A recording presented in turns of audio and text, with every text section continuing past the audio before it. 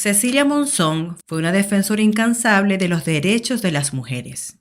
Pero, desafortunadamente, el 21 de mayo del 2022, su vida fue trágicamente arrebatada en un acto de violencia.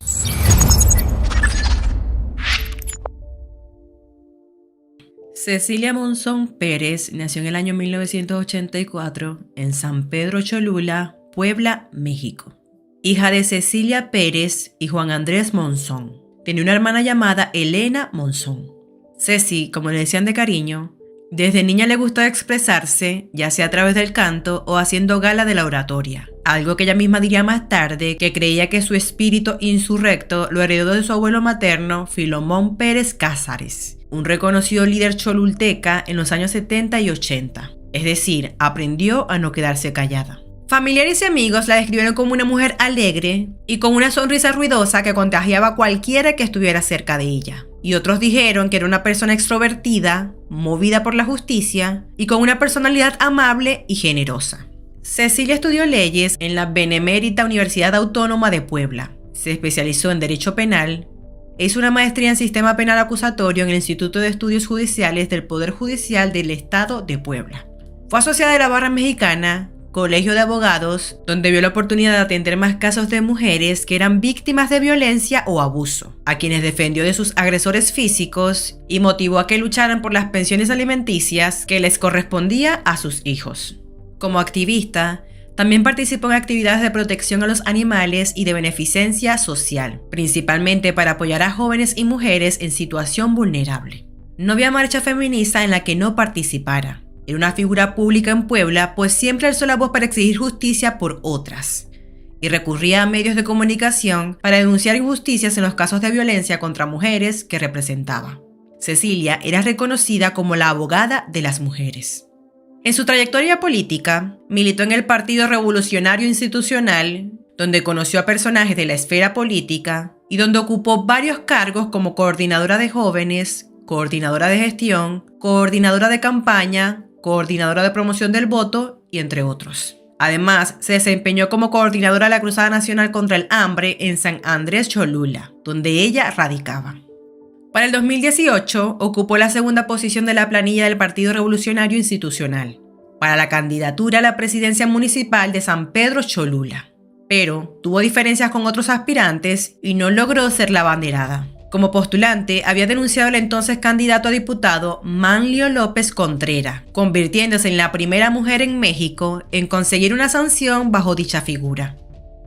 A raíz de este caso, Cecilia denunció públicamente haber recibido amenazas de muerte por parte de López Contreras. La abogada también denunció ese mismo año al político Jorge Estefan Chidiac, a quien acusó de haber falsificado su firma en un proceso electoral. En el 2019, se integró al gobierno de San Pedro Cholula como directora de Desarrollo Social, cargo al que renunció en el mismo año. Tras dejar el puesto, acusó por violencia política de género al entonces alcalde Juan José Arriaga y al diputado local José Juan Espinosa. Durante ese tiempo, no sabe exactamente en qué fecha, Cecilia conoció a un hombre llamado Javier López Zavala, exsecretario de Desarrollo Social en el gobierno de Mario Marín Torres y excandidato a la gubernatura de Puebla en el 2010, con quien después de empezar una relación sentimental, más tarde tuvo un hijo, que para el momento de los hechos tenía 5 años.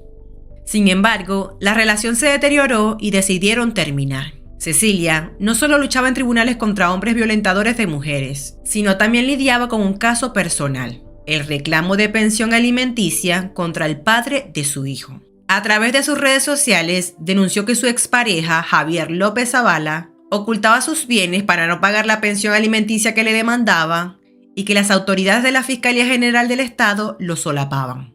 Sus denuncias no solo las daba a conocer en sus redes sociales, también en las columnas que escribía para diversos medios de comunicación. Cecilia, quien tenía la nacionalidad mexicana y española, comprendía muy bien a las mujeres que defendía, pues ella también fue víctima y así lo compartió un día antes de su asesinato. Ese día ella había acudido a la fiscalía local para preguntar por qué no se había judicializado la carpeta de su caso, aun cuando ya había entregado todos los elementos para ello. Y es así como, teniendo este contexto, es que vamos al día de los hechos. En la mañana del día sábado 21 de mayo del 2022, Cecilia Monzón, de 37 años de edad, despertó recordando uno de los mandamientos del abogado. Tu deber es luchar por el derecho, pero el día en que encuentres en conflicto el derecho con la justicia, lucha por la justicia. Escribió en su cuenta de Twitter a las 8:01 de la mañana. Después de citar ese texto, añadió: Buenos días, criaturas del oeste, y posteriormente salió de su casa. Desafortunadamente, esta pasó a ser la última vez en que se le vio con vida. Resulta que mientras conducía su camioneta a la altura de Camino Real, a Momoxpan y Periférico, en el municipio de San Pedro de Cholula, en Puebla, dos hombres armados en motocicleta la empezaron a seguir. Minutos después la interceptaron y en un abrir y cerrar de ojos, Cecilia fue asesinada a balazos. Los hombres habían disparado en 6 ocasiones contra el vehículo con una pistola de 9 milímetros. Posteriormente del atentado, los atacantes huyeron. Inmediatamente, cuando las autoridades locales y federales llegaron al lugar, identificaron el cuerpo sin vida como el de Cecilia Monzón y reconocieron que fue un ataque directo. Tras la noticia del asesinato, el padre, la madre y la hermana de Cecilia viajaron a México desde España, donde residen. 2 días después, el 23 de mayo, en una conferencia de prensa matutina, el presidente Andrés Manuel López Obrador notificó que el gobierno federal se encontraba en coordinación con la Fiscalía de Puebla para esclarecer el homicidio. El subsecretario de Seguridad, Ricardo Mejía, señaló que existe material importante de identificación de los autores intelectuales y materiales y que la Fiscalía de Puebla está haciendo los peritajes correspondientes. Tras su muerte, se organizaron protestas en Puebla clamando justicia. Algunas de estas mujeres que Cecilia representaba se manifestaron frente a la Fiscalía de Puebla para exigir detener a los asesinos intelectuales y materiales de Ceci. Todas las mujeres que ella protegía quedamos desprotegidas, lamentaba Ivonne Flores entre lágrimas. El asesinato de Cecilia, quien también tenía la nacionalidad española, provocó la reacción del gobierno español, quien en su momento se pronunció. El gobierno de España reclama el compromiso del Estado de Puebla para la apertura de una investigación que esclarezca los hechos e identifique y sancione a los responsables materiales e intelectuales de este vil asesinato, con el fin de evitar que permanezca impune. Para el mes siguiente, exactamente el 7 de junio del 2022, la Fiscalía de Puebla anunció la detención de su expareja, Javier López Zavala, como presunto autor intelectual del feminicidio. Las autoridades también notificaron la captura de 2 personas implicadas: Yair N., sobrino de Javier López, y Santiago Barcena, su secretario particular y dueño de uno de los vehículos empleados en el asesinato. También había un tercer involucrado, Silvestre N., quien habría disparado a la víctima. Todos fueron detenidos excepto este último. El 12 de junio del 2022, un juez de control vinculó a proceso a los 3 detenidos, Javier, Yair y Santiago, por lo que se mantendrían en prisión preventiva hasta que culminaran las investigaciones. Para el 30 de julio del 2022, la Fiscalía de Puebla anunció la captura de Silvestre N. en Veracruz, quien era el presunto autor material del homicidio. Tras las declaraciones de los involucrados, las autoridades determinaron que desde abril del 2022 planeaban el asesinato, por lo que comenzaron a estudiar los movimientos que tenía la activista. De acuerdo con la reconstrucción de los hechos, Yair y Silvestre habían estado vigilando a Cecilia desde días atrás. Ambos iban a bordo de la motocicleta cuando dispararon contra el vehículo de Cecilia. Tras cometer el asesinato, los sicarios se refugiaron en una casa en calle Universidad Autónoma de Tabasco y calle Universidad Autónoma de Nayarit, en el municipio de Puebla, donde abandonaron la moto y abordaron una camioneta color rojo propiedad de Santiago. De acuerdo a la evidencia, Yair le había entregado a Silvestre el arma con el que se realizarían los disparos. El 29 de agosto del 2022, Santiago Barcena obtuvo un amparo en contra de la vinculación a proceso por el feminicidio de Cecilia Monzón, pues su madre había argumentado que Santiago le prestó la camioneta a Javier López para acudir a una boda, por lo que su hijo había sido engañado por el político y no estaba involucrado en el delito.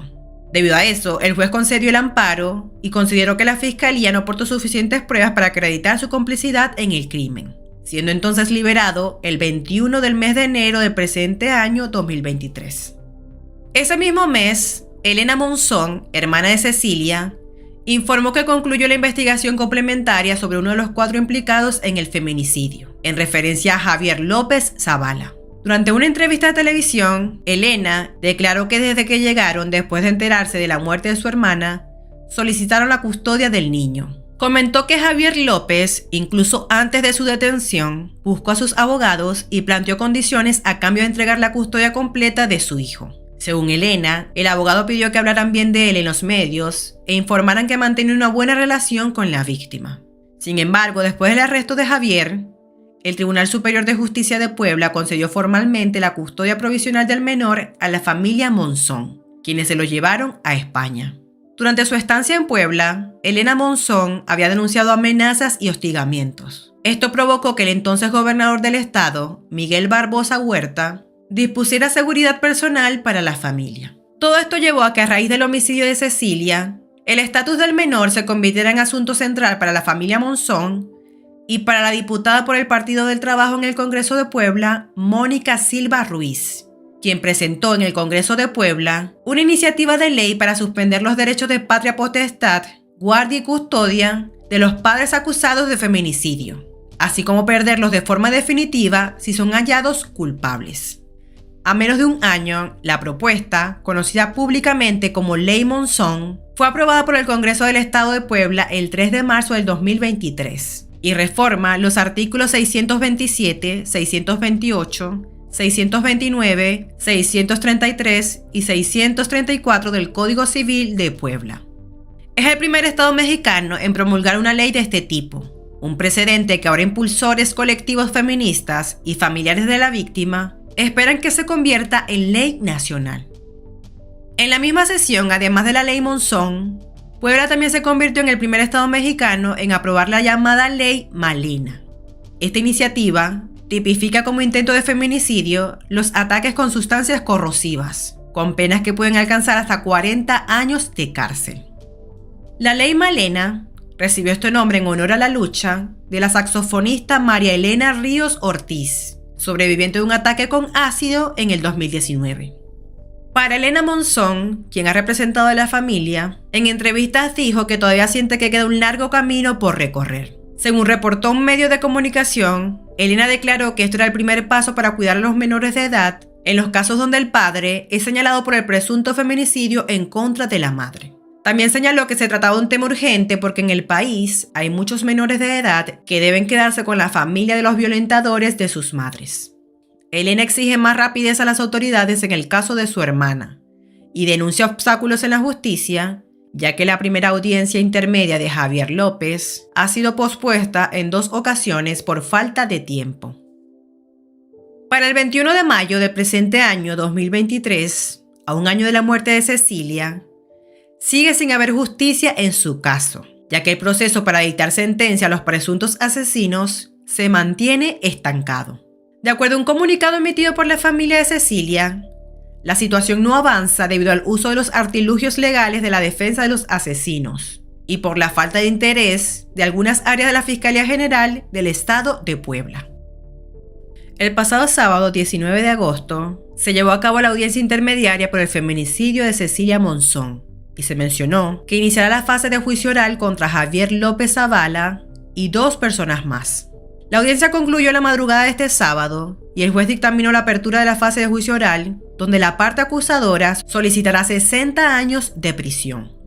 Si bien es cierto que fue un logro avanzar hacia el juicio oral, ahora inicia un nuevo calvario, pues como anteriormente lo hizo la defensa de López Zavala, Jair Domínguez y Silvestre Vargas esperan alargar a toda costa la apertura de dicho juicio y posteriormente el proceso como tal. Elena Monzón relató que tanto ella como su equipo legal están preparados para enfrentar y atajar las prácticas dilatorias que se llegan a presentar en la etapa de juicio oral en la que de nueva cuenta se enfrentará al mismo tiempo a los 3 acusados, luego de que en mayo de este año lograron unificar las causas en una sola. Bueno, hasta aquí el caso de hoy. Como siempre les digo, cualquier duda, comentario o sugerencia para un nuevo caso, me lo pueden dejar en la caja de comentarios. Ya saben, mi nombre es Mayra, pero pueden decirme Machi. Nos vemos en un próximo video.